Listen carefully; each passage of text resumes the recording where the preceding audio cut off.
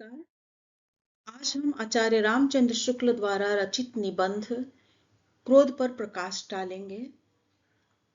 हम सभी जानते हैं कि निबंध लेखन की कला में आचार्य रामचंद्र शुक्ल का विशिष्ट योगदान है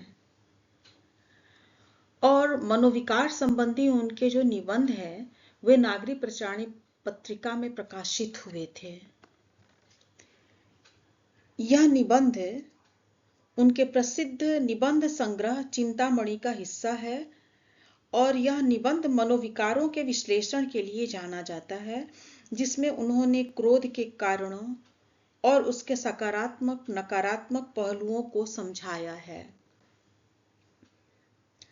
आचार्य रामचंद्र शुक्ल के निबंधों की यदि विशेषता पर हम बात करें तो कह सकते हैं कि वे प्रारंभ में ही विषय वस्तु की स्थापना से कम शब्दों में अपने बात स्पष्ट करते हैं और तर्क को आगे बढ़ाते हुए भी मुख्य विषय पर ध्यान बराबर बनाए रखते हैं। क्रोध जहां जहां अंडरलाइन किया गया है वह या तो प्रश्न के लिए या व्याख्या के लिए महत्वपूर्ण है।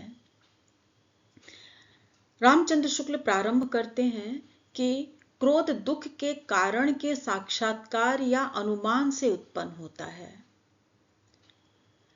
साक्षात्कार के समय दुख और उसके कारण के संबंध का परिज्ञान आवश्यक है। 3-4 महीने के बच्चे को कोई हाथ उठाकर मार दे तो उसने हाथ उठाते तो देखा, पर अपनी पीड़ा और उस हाथ उठाने से क्या संबंध है यह वह नहीं जानता, क्योंकि वह अनजान है। अतः वह केवल रोकर अपना दुख मात्र प्रकट कर सकता है, यहां उसे क्रोध नहीं आएगी। आगे दुख के कारण के साक्षात्कार के निश्चय के बिना क्रोध का उदय नहीं हो सकता। दुख के संज्ञान हेतु पर प्रबल प्रभाव डालने में प्रवृत्ति करने की मानसिक क्रिया होने के कारण क्रोध का आविर्भाव बहुत पहले देखा जाता है। शिशु अपनी माता की आकृति से परिचित हो जाने पर ज्यों ही यह जान जाता है कि दूध इसी से मिलता है, भूखा होने पर वह उसकी आहट पाते ही रोने में कुछ क्रोध के चिन्ह दिखलाने लगता है। आगे लिखते हैं, सामाजिक जीवन में क्रोध की जरूरत बराबर पड़ती है। यदि क्रोध ना हो तो मनुष्य दूसरों के द्वारा पहुंचाए जाने वाले बहुत से कष्टों का चिर निवृत्ति का उपाय ही न कर सके। कोई मनुष्य किसी दुष्ट के नित्य 2-4 प्रहार सहता है, यदि उसमें क्रोध का विकास नहीं हुआ है तो वह केवल आह ऊह करेगा, जिसका उस दुष्ट पर कोई प्रभाव नहीं पड़ता। उस दुष्ट के हृदय में विवेक, दया आदि उत्पन्न करने में बहुत समय लगेगा। संसार किसी को इतना समय ऐसे छोटे छोटे कामों के लिए नहीं दे सकती। भयभीत होकर भी प्राणी अपनी रक्षा कभी कभी कर लेता है, पर समाज में इस प्रकार प्राप्त दुख निवृत्ति चिरस्थायी नहीं होती। हमारे कहने का यह अभिप्राय यह नहीं है कि क्रोध करने वाले के मन में सदा भावी कष्ट से बचने का उद्देश्य रहा करता है। कहने का तात्पर्य केवल इतना ही है कि चेतन सृष्टि के भीतर क्रोध का विधान इसीलिए है। यह कहा जा चुका है कि आचार्य रामचंद्र शुक्ल क्रोध के विभिन्न कारणों को दिखलाते हैं कि क्रोध की उत्पत्ति किन किन परिस्थितियों में होती है। वे लिखते हैं, जिससे एक बार दुख पहुंचा पर उसके दोहराए जाने की संभावना कुछ भी नहीं है, उसको जो कष्ट पहुंचाया जाता है वह प्रतिकार मात्र है। प्रतिकार का अर्थ है बदला। उसमें रक्षा की भावना कुछ भी नहीं रहती। अधिकतर क्रोध इसी रूप में देखा जाता है। वे उदाहरण देते हैं, जैसे कि एक दूसरे से अपरिचित 2 आदमी रेल पर चले जा रहे हैं। इनमें से एक को आगे की स्टेशन पर उतरना है। स्टेशन तक पहुंचते पहुंचते बात ही बात में एक ने दूसरे को एक तमाचा जड़ दिया और उतरने की तैयारी करने लगा। अब दूसरा मनुष्य भी यदि उतरते उतरते उसे एक तमाचा लगा दे तो यह उसका बदला या प्रतिकार ही कहा जाएगा। क्योंकि उसे फिर उस व्यक्ति से तमाचा खाने का कुछ भी निश्चय नहीं था। जहां और दुख पहुंचाने की कुछ भी संभावना होगी, वहां शुद्ध प्रतिकार ना होगा, उसमें स्वरक्षा की भावना भी मिली होगी। यानी कि ये दोनों एक दूसरे से अपरिचित हैं। तो एक ने दूसरे को तमाचा मारा और दूसरे भी बदले की भावना से उसे तमाचा जड़ा और नीचे उतर गया, क्योंकि वह जानता है कि फिर पुनः मैं इससे दोबारा मिलने वाला नहीं हूं।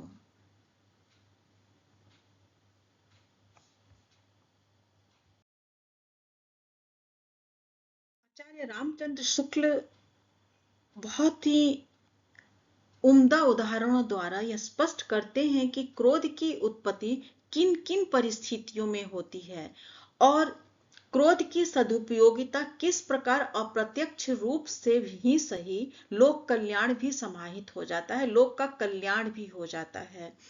तो पहला दृष्टांत जो हमने देखा, जो उदाहरण हमने देखा, वह ट्रेन का था और दूसरा दृष्टांत जो हम देखेंगे वह पड़ोसी का है। हमें यह ध्यान रखना पड़ेगा कि ट्रेन वाला जो उदाहरण है उसमें दो व्यक्ति जो हैं अपरिचित हैं, आपस में मिलने की संभावना बहुत कम है, लेकिन यहाँ पड़ोसी की बात कही गई है जो वह नित्य प्रतिदिन उनसे भेंट होगी, उनसे मुलाकात होगी, इसमें संभावनाएं बनी हुई है।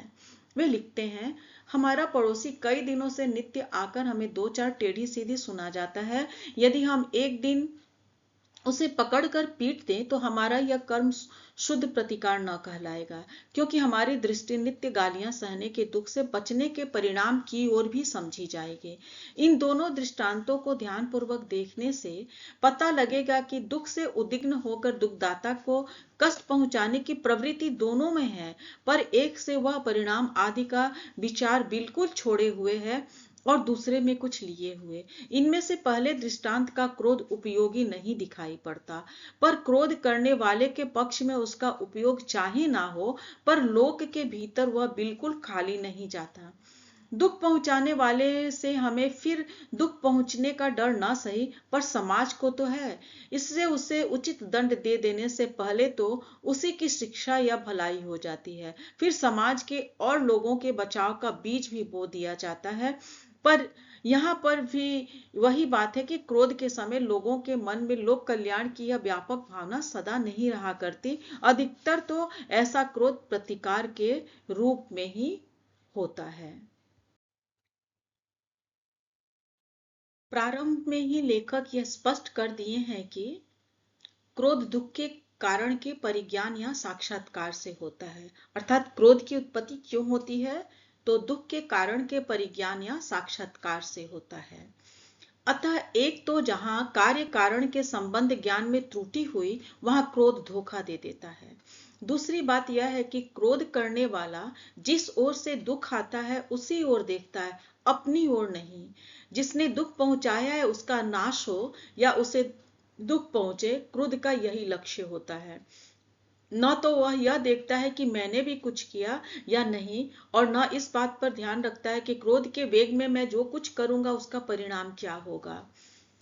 यही क्रोध का अंधापन है। अर्थात यह जान लेना चाहिए कि क्रोध उत्पन्न करने में भी विवेक की बहुत बड़ी आवश्यकता है।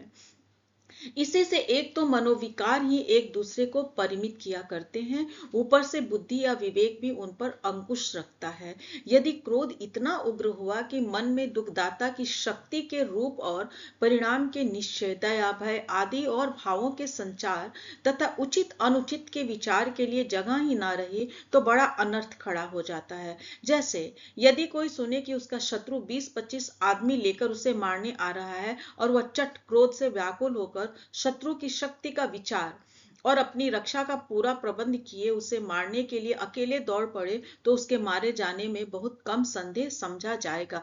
ऐसे क्रोध को ही आचार्य रामचंद्र शुक्ल क्रोध का अंधापन कहते हैं। यानी कि बिना बिना विचारे जो करे सो पाछे पछताए। सोच विचार की जब क्रोध की उत्पत्ति होती है तभी वह सफल होगी, नहीं तो उसमें उसे मारे जाने की बहुत बड़ी संभावना बनी रहेगी।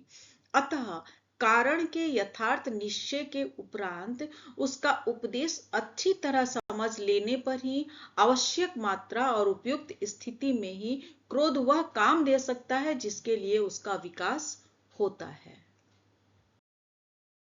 क्रोध के कई कारणों में एक अन्य कारण पर प्रकाश डालते हुए आचार्य रामचंद्र शुक्ल यह बताते हैं कि कभी कभी हम जब क्रोध उत्पन्न करते हैं तो हमें किसी को पीड़ा पहुंचाने का हमारा उद्देश्य नहीं रहता है। हमारा उद्देश्य रहता है उसे नम्र करना, या अन्य तरह का एक क्रोध होता है किसी के अभिमान को चूर करना, यानी कि डराना ही हमारा उद्देश्य होता है, नम्र करना ही हमारा उद्देश्य होता है, उसके अभिमान को चूर करना ही हमारा उद्देश्य होता है, उसे पीड़ा या आघात पहुंचाना नहीं होता। क्रोध की उग्र चेष्टाओं का लक्ष्य हानि या पीड़ा पहुंचाने के पहले आलंबन में भय का संचार करना रहता है। जिस पर क्रोध प्रकट किया जाता है वह डर जाता है और नम्र होकर पश्चाताप करता है तो क्षमा का अवसर सामने आता है। क्रोध का गर्जन तर्जन क्रोध पात्र के लिए भावी दुष्परिणाम की सूचना है, जिससे कभी कभी उद्देश्य की पूर्ति हो जाती है और दुष्परिणाम की नौबत नहीं आती।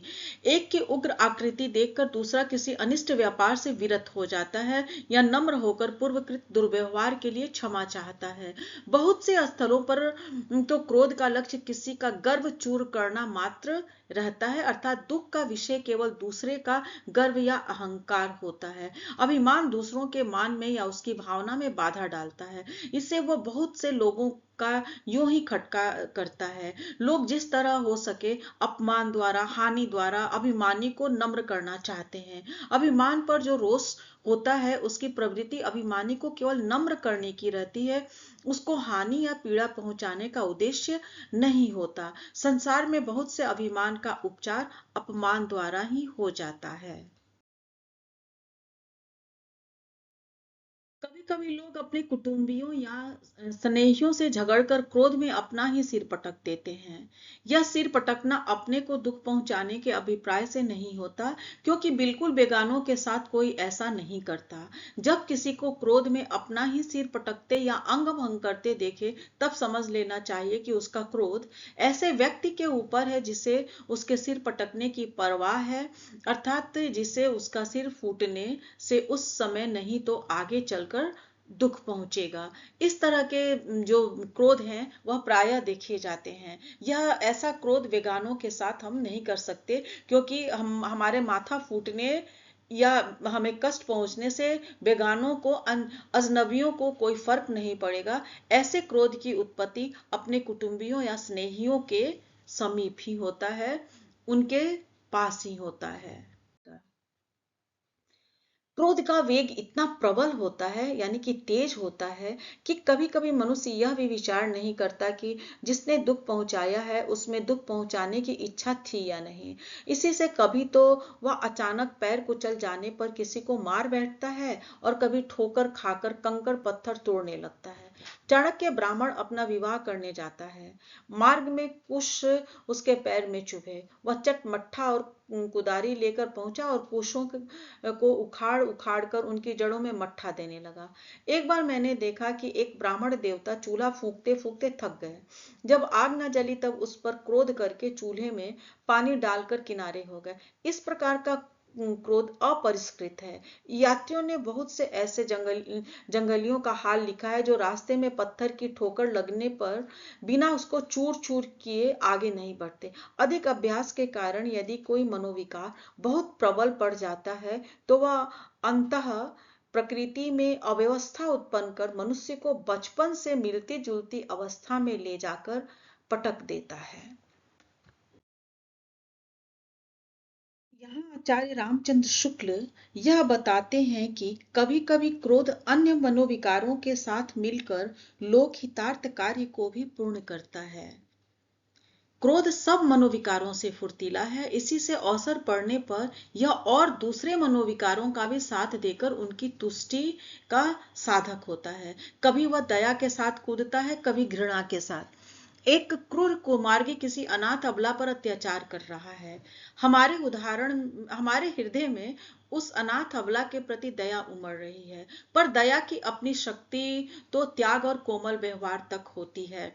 यदि वह स्त्री अर्थ कष्ट में होती तो उसे कुछ देकर हम अपनी दया के वेग को शांत कर लेते, पर यहाँ तो उस अबला के दुख का कारण मूर्तिमान तथा अपने विरुद्ध प्रयत्नों को ज्ञान पूर्वक रोकने की शक्ति रखने वाला है, यानी कि कोई पुरुष है, कोई व्यक्ति है। ऐसी अवस्था में क्रोध ही उस अत्याचारी के दमन के लिए उत्तेजित करता है, जिसके बिना हमारी दया ही व्यर्थ जाती है। यानी कि यहाँ पर क्रोध यदि दया के साथ मिलकर उत्पन्न न हो तो दया अपना वह कार्य नहीं दिखा सकती है। यानी कि उस आतंकी को, अत्याचारी को पर हमला करने के लिए, आघात पहुंचाने के लिए, उस अबला की सुरक्षा के लिए दया के साथ क्रोध का समन्वय बहुत जरूरी है। क्रोध अपनी इस सहायता के बदले में दया की वाहवाही को नहीं बांटता। काम क्रोध करता है पर नाम दया ही का होता है। लोग यही कहते हैं कि उसने दया करके बचा लिया, यह कोई नहीं कहता है कि क्रोध करके बचा लिया। ऐसे अवसरों पर यदि क्रोध दया का साथ न दे तो दया अपनी प्रवृत्ति के अनुसार परिणाम उपस्थित ही नहीं कर सकती। क्रोध शांति भंग करने वाला मनोविकार है। कैसे? एक का क्रोध दूसरे में भी क्रोध का संचार करता है। जिसके प्रति क्रोध प्रदर्शन होता है वह तत्काल अपमान का अनुभव करता है और इस दुख पर उसकी भी त्योरी चढ़ जाती है। यह विचार करने वाले बहुत थोड़े निकलते हैं कि हम पर जो क्रोध प्रकट किया जा रहा है वह उचित है या अनुचित। इसी से धर्म, नीति और शिष्टाचार तीनों में क्रोध के निरोध का उपदेश पाया जाता है। संत लोग तो खलों के वचन सहते ही हैं, दुनियादार लोग भी न जाने कितनी ऊंची नीची पचाते रहते हैं। सभ्यता के व्यवहार में भी क्रोध नहीं तो क्रोध के चिन्ह दबाए जाते हैं। इस प्रकार का प्रतिबंध समाज के सुख शांति के लिए बहुत आवश्यक है, पर इस प्रतिबंध की भी सीमा है। यह पर पीड़कोन्मुख क्रोध तक नहीं पहुंचता।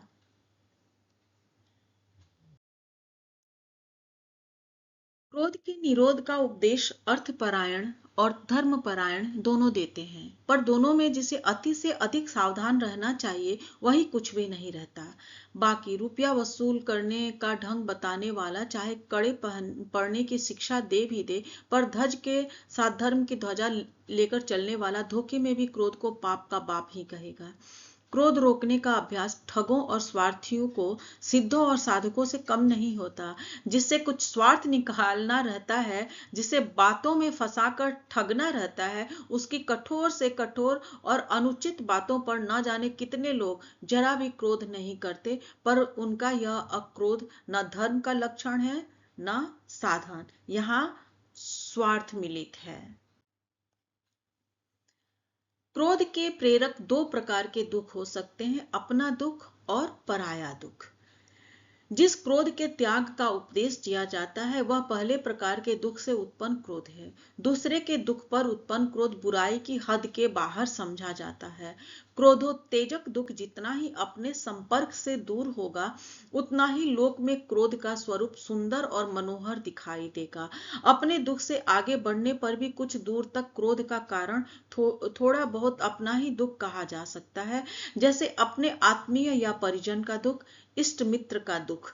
इसके आगे भी जहां तक दुख की भावना के साथ कुछ ऐसी विशेषता लगी रहेगी कि जिसे कष्ट पहुंचाया जा रहा है वह हमारे ग्राम, पुर या देश का रहने वाला है, वहां तक हमारे क्रोध के सौंदर्य की पूर्णता में कुछ कसर रहेगी। जहां उक्त भावना निर्विशेष रहेगी वहीं सच्ची दुख कातरता मानी जाएगी, वही क्रोध के स्वरूप को पूर्ण सौंदर्य प्राप्त होगा, और ऐसा सौंदर्य जो काव्य क्षेत्र के बीच भी जगमगाता आया है। यह क्रोध करुणा के आज्ञाकारी सेवक के रूप में हमारे सामने आता है। स्वामी से सेवक कुछ कठिन होते ही हैं, उनमें कुछ अधिक कठोरता रहती ही है, पर यह कठोरता ऐसी कठोरता का भंग करने के लिए होती है जो पिघलने वाली नहीं होती। क्रोध के बद्ध पर वाल्मीकि मुनि के करुण क्रोध का सौंदर्य एक महाकाव्य का सौंदर्य हुआ। उक्त सौंदर्य का कारण है निर्विशेषता। वाल्मीकि के क्रोध के भीतर प्राणी मात्र के दुख की सहानुभूति छिपी है। राम के क्रोध के भीतर संपूर्ण लोक के दुख का क्षोभ समाया हुआ है। क्षमा जहां से श्रीहत हो जाती है, वहीं से क्रोध के सौंदर्य का आरंभ होता है। शिशुपाल की बहुत सी बुराइयों तक जब श्री कृष्ण की क्षमा पहुंच चुकी, तब जाकर उसका लौकिक लावण्य फीका पड़ने लगा और क्रोध की समीचीनता का सूत्रपात हुआ। अपने ही दुख पर उत्पन्न क्रोध तो प्रायः समीचीनता ही तक रह जाता है, सौंदर्य दशा तक नहीं पहुंचता। दूसरे के दुख पर उत्पन्न क्रोध में या तो हमें तत्काल क्षमा का अवसर या अधिकार ही नहीं रहता, अथवा वह अपना प्रभाव खो चुकी रहती है। बहुत दूर तक बहुत काल से पीड़ा पहुंचाते चले आते हुए किसी घोर अत्याचारी का बना रहना ही लोक की क्षमा की सीमा है। इसके आगे क्षमा ना दिखाई देगी, निराशय, कायरता और शिथिलता की छाई दिखाई पड़ेगी, जैसे हमने देखा शिशुपाल का उदाहरण। ऐसी गहरी उदासी की छाया के बीच आशा, उत्साह और तत्परता की प्रभा जिस क्रोधाग्नि के साथ फूटती दिखाई पड़ेगी, उसके सौंदर्य का अनुभव सारा लोक करेगा। राम का कालाग्नि सदृश क्रोध ऐसा ही है। वह सात्विक तेज है, तामस ताप नहीं है। दंड कोप का ही एक विधान है। राजदंड राजकोप है, जहां कोप लोक कोप और लोक कोप धर्म कोप है। राजकीय धर्म कोप से राज्य एकदम भिन्न दिखाई पड़े, वहां उसे राजकोप ना समझकर कुछ विशेष मनुष्यों का कोप समझना चाहिए। ऐसा कोप राजकोप के महत्व और पवित्रता का अधिकार नहीं हो सकता। उसका सम्मान जनता अपने लिए आवश्यक नहीं समझ सकती। यहाँ लेखक वैर और क्रोध में क्या अंतर है, उसे स्पष्ट करेंगे। लेखक यहाँ स्पष्ट करेंगे कि क्रोध का वेग तुरंत उत्पन्न होता है, लेकिन वैर एक समय के बाद उत्पन्न होता है, यानी कि यह दोनों कालकृत है, काल पर आधारित है। वैर क्रोध का अचार या मुरब्बा है, अचार बनाने में समय लगता है। इसी तरह वैर एक लंबे समय तक बना रहता है। जिसमें हमें दुख पहुंचता है, उस पर यदि हमने क्रोध किया और यह क्रोध यदि हमारे हृदय में बहुत दिनों तक टिका रहा, तो वह वैर कहलाता है। इस अस्थायी रूप में टिक जाने के कारण क्रोध का वेग और उग्रता में धीमी पड़ जाती है, पर लक्ष्य का पीड़ित करने की प्रेरणा बराबर बहुत काल तक हुआ करती है। क्रोध अपना बचाव करते हुए शत्रु को पीड़ित करने की उक्ति आदि सोचने का समय प्राय नहीं देता, पर वैर उसके बहुत समय देता है। सच पूछिए तो क्रोध और वैर का भेद केवल कालकृत है। दुख पहुंचाने के साथ ही दुखदाता को पीड़ित करने की प्रेरणा करने वाला मनोविकार क्रोध, और कुछ काल बीत जाने पर प्रेरणा करने वाला भाव वैर है। किसी ने आपको गाली दी, यदि आपने उसी समय उसे मार दिया तो आपने क्रोध किया। मान लीजिए कि वह गाली देकर भाग गया और 2 महीने बाद आपको कहीं मिला। अब आप यदि आपने उससे बिना फिर गाली सुने मिलने के साथ ही उसे मार दिया, तो वह आपका वैर निकालना हुआ।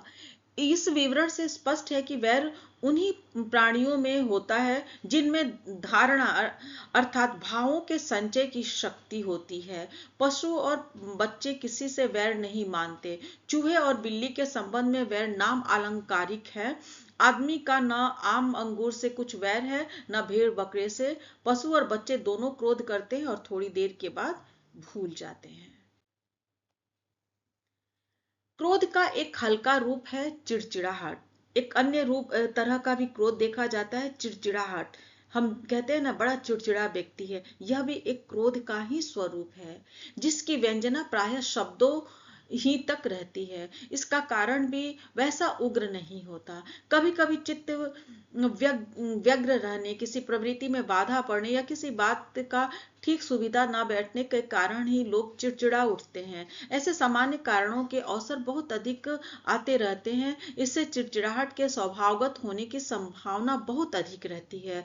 किसी मत, संप्रदाय या संस्था के भीतर निरूपित आदर्शों पर ही अनन्य दृष्टि रखने वाले बाहर की दुनिया देख देख कर अपने जीवन भर चिड़चिड़ाते चले जाते हैं। जिधर निकलते हैं रास्ते भर मुंह बिगड़ा रहता है।